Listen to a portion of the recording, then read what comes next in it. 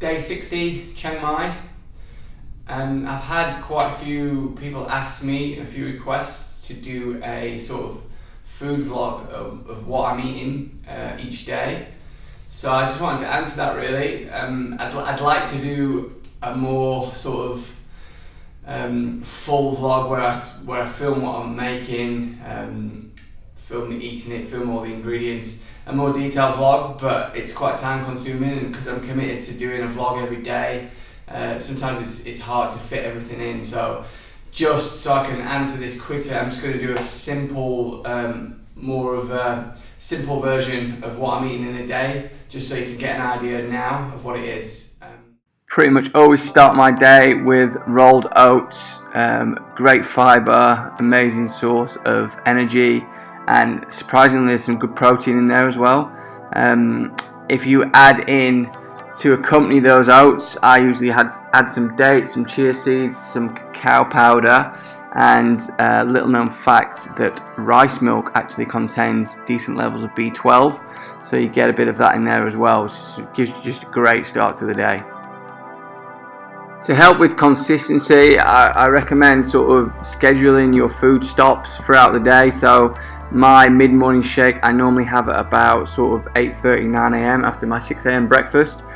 So when that time comes, I know it's time for my shake, even if I'm hungry or not. So what I do is I have a fridge full of frozen bananas, frozen fruits, and you just throw them into the blender. I usually add some macca powder in there as well to get an extra protein kick. Blend that all up, whiz it down, and that's just a simple calorie and nutrient hit. Around lunchtime, I normally have a salad, a fresh salad that I whip up. My staples in there would be sort of lettuce, kale, some green leaf with some onions, some cucumber, some tomatoes all chopped up in there. And then to give it some extra calorie power, some gaining power, I'll normally drop in a tin of chickpeas, or maybe some lentils or some rice. Any of those three give it that extra bit of gain at power. The calorie kick of the afternoon snack normally depends on what I've eaten previous. On this particular day I was feeling like I was a little bit behind, so I had quite a heavy power snack. That is basically just 4 bananas blended up from frozen. Don't add anything, it creates like an ice cream. Then on top I just add some raisins, some walnuts and some almonds, and that is a real nice hit of tasty snackage. Dinner, this is a spaghetti bolognese, but you just substitute the meat, the mince, with lentils. It's beautiful, you know. It doesn't lack from not having the mince. In fact, it probably tastes better. About an hour before I hit the hay, I will have a supper punch. One of my favourites is kind of pumpernickel bread with some almond butter on there. I'll just eat a banana and some sort of chewy chia seeds, chia seed bars that my lovely wife Beck makes and leaves in the fridge for me. Well, that's 3,592 calories, which is on target. I'm aiming for 3,500 to 400. And the protein intake was 116 grams. My target is around 90 to 100. So both targets hit. Beautiful, fresh, lovely, cheap food. I won't go through all the chronometer detail, but I can assure you pretty much every nutrient is hit. Every sort of target is hit. So that is an average day for me. So when I first started on this journey, I was kind of really sort of diligently measuring what I was eating. So I was using Chronometer. Really recommend it. It's a great source, great free resource. I was really kind of measuring everything I was eating throughout the day, getting a real good idea of all my macros, all my nutrients, and I kind of did that for about 2 weeks, which is great. I really sort of recommend it, and I encourage you to do that. But after a while, it's really time consuming, and after a while you start to kind of really recognise and get a feel for what you're eating, and you can almost kind of say, okay, I'm going to cook this meal, and you'll know that it's going to be 600 calories or 7, or you get a real feel for the foods and the sort of different nutrients that you need to get into your day. So I've not been doing that recently. I've got a really good feel for what I'm eating now. So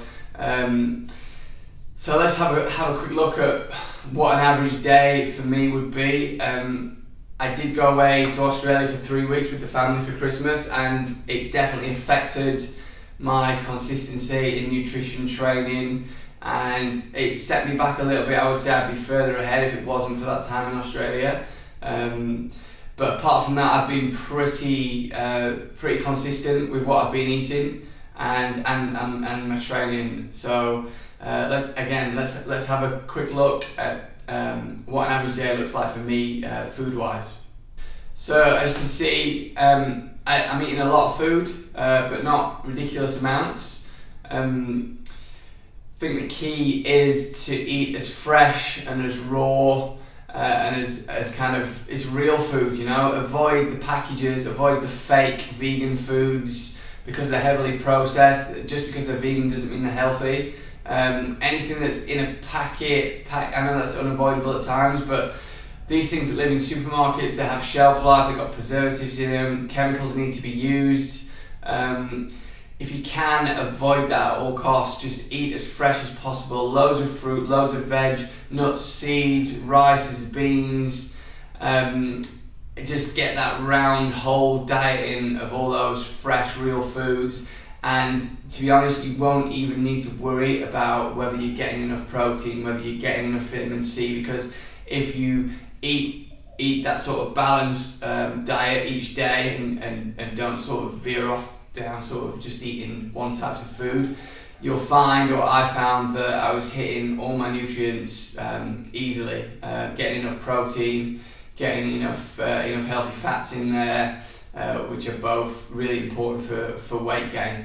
So and most important, enjoy your food, you know. This isn't a prison sentence. A vegan diet is, for me, I'm enjoying my food more than I ever have. It's amazing to eat such fresh, healthy food. It just gives you, it almost gives you like a rush of endorphins, almost like when you go to the gym, you just feel good, your body feels good, mentally you feel good.